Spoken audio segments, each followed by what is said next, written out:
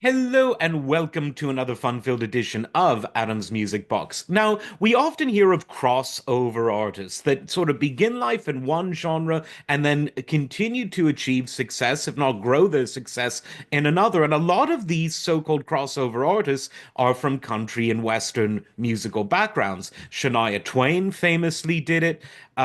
Taylor Swift is probably the most famous person of all to do it. Glenn Campbell had success in the pop and even the rock world, even though he had strong Nashville music beginnings.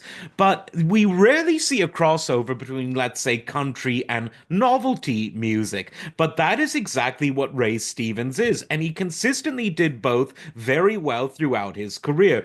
I'm sure most people out there know, or at least have heard, it's been used in many TV shows. I think The Simpsons, many others, everything is beautiful. Well, that is, of course, a Ray Stevens song. He's done gospel music, he's done everything in the country world, but one of his early hits was a novelty song, and this song was Ahab the Arab. Very, very fun song.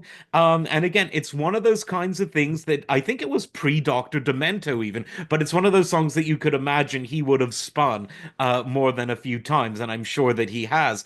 And he wrote novelty songs and songs that had sort of satire and commentary right up into his sort of latter day career. And he's still going strong. He's 86, but he's been doing stuff right up into the last few years. He did one called Taylor Swift is Stalking Me.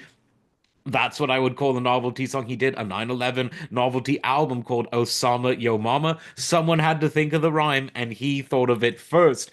And I just find it very interesting that throughout his career, he's been able to walk with one foot solidly in the country genre, in the gospel genre, which isn't too surprising because many country artists cross over into that or vice versa.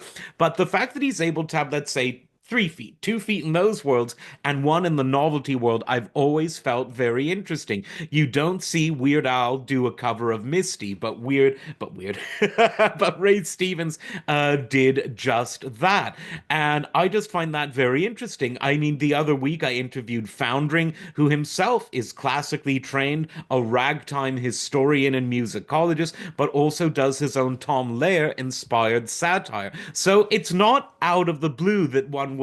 I mean, it's not that unusual, but it is pretty unusual for someone to do sort of novelty and satire music, comedy on the one hand, and then do these other genres. But Ray Stevens was one of the pioneers of this, and he's still going strong. And that's why, at least on this channel, we love him. As always, like, subscribe, and we'll see you next time. Take care.